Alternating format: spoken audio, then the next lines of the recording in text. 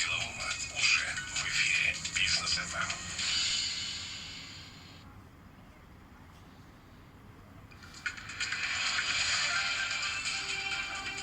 Бизнес ФМ.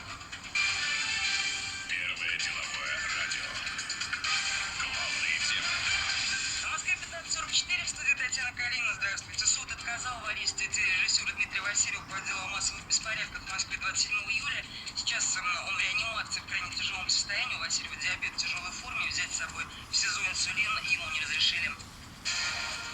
Осторожно, Тесла на автопилоте. Электромобиль от Илона Маска столкнулся на МКАДе с эвакуатором. Водитель доверился электронике, а она подвела. У мужчины перелом ноги, пострадали двое детей. Тесла полностью сгорела. Как дворник 2 миллиарда рублей задолжал, такую сумму хотят взыскать сотрудницы предприятия ЖКХ. В Воскресенске женщина стала жертвой мошенников, но, по словам экспертов, доказать это сейчас непросто.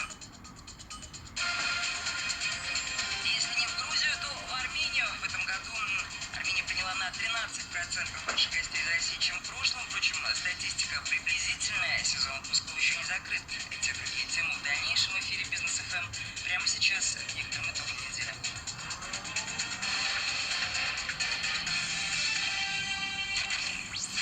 Итоги недели. Ностальгия тянет болото. Левада-центр выяснил, что россияне более позитивно относятся к советской власти начала 80-х, чем к нынешней. Исследования провели в рамках программы «Советский простой человек». Респонденты чаще всего характеризовали прежнюю власть как близкую народу, сильную, прочную и справедливую.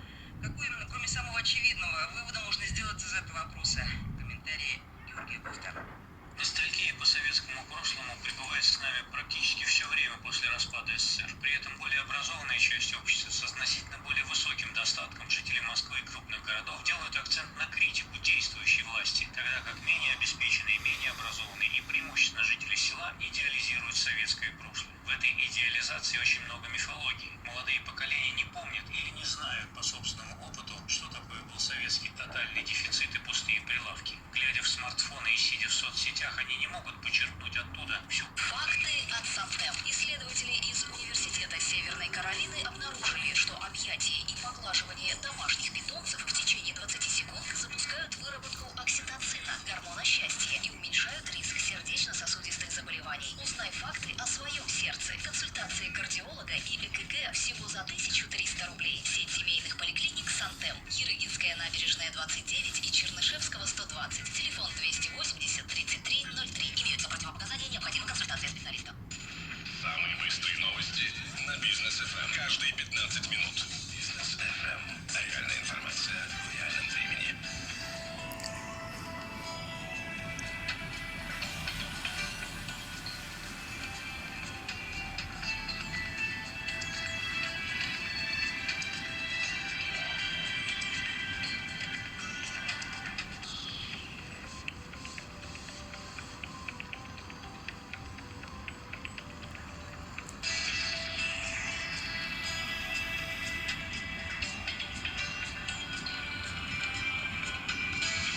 Постоянный поиск внешних и внутренних врагов усилиями многих пропагандистов является лишь эрзац-копией советской пропаганды. Прежде всего потому, что не несет в себе никакого позитива, устремленного в будущее, не формирует новых ценностей, адекватных времени, а не механически заимствованных из прошлого. Романтизация советского прошлого и подпитка ностальгии по нему с помощью современной пропаганды служит плохую службу нынешней общественно-политической системе. Во-первых, тем, что искусственно, некритически навязывает обществу, по сути, левый политический выбор в пользу дальнейшего огосударствления и вмешательства государства во все, что только можно. По этой причине в обществе столь сильны не просто социалистические настроения, но и популярны административно-командные методы управления экономикой, вплоть до регулирования цен. Во-вторых, ностальгия по советскому прошлому возлагает в глазах значительной части общества на нынешнее государство, прежде всего в лице президента, завышенные ожидания, которые государство выполнить не может. При этом поощрение индивидуализма, частной инициативы просто противоречит навязанным просоветским дискурсам представлениям. В том числе и по этой причине у нас по-прежнему на массовом уровне нет уважения к частной собственности и частным предпринимателям. Последние во многом воспринимаются по-советски, как барыги и спекулянты, по отношению к которым Следственный комитет волен определять справедливость цены той или иной сделки и контракта. Многие сегодня с возмущением смотрят на то, как в большинстве постсоветских стран стран активно выжигают советское наследие. В странах Балтии советские символы так и вовсе запрещены под страхом уголовного преследования.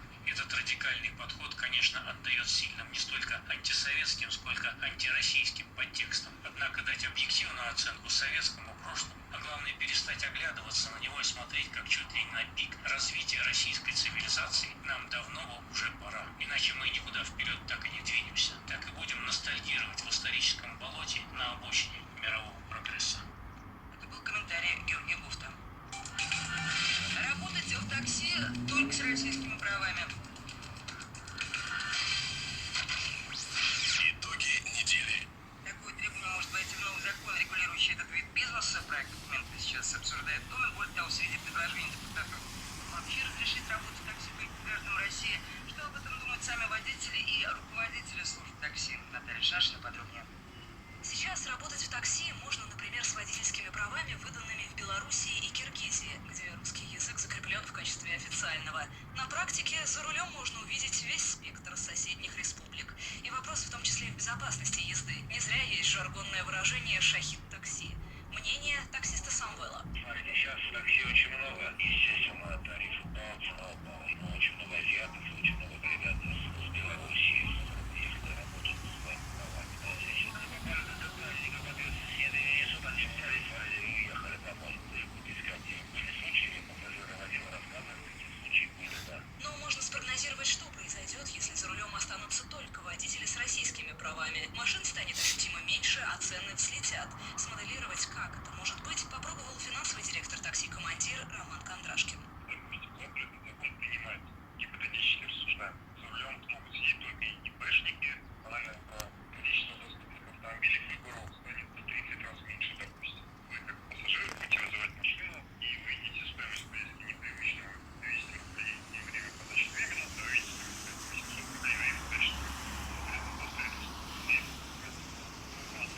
клиенты, которые готовы ездить несколько дороже, но более длительным ожиданием. Но то выгодно произойдет, соответствующие водители, соответствующим требованиям закона, увидят, что в этом может ездить, и пойдут открыть ИП, выполнят все необходимые действия, станут водить, время подачи сократится, стоимость, наверное, вот разделится равновесной, при которой за рулем автомобиля будет находиться полноценный водитель-профессионал, который работает не 16-20 часов, а 20 дней в месяц, а пассажир будет покупать соизмеримый Бренда Спринтум, где была изображена некорректная карта Китая. Компания объясняет, что из-за ошибки в дизайне некоторые города, имеющие статус специальных административных районов Китая, на карте неверно указали как страны.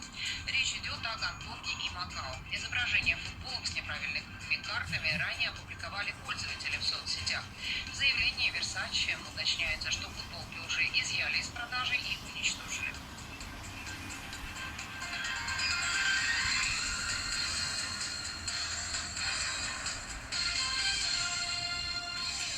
И о погоде в Петербурге. Завтра 23 градуса тепла, небольшой дождь. В Москве сейчас 19, в понедельник в столице 21 градус без осадков. Новости на Бизнес ФМ. Каждые 15 минут держитесь курса.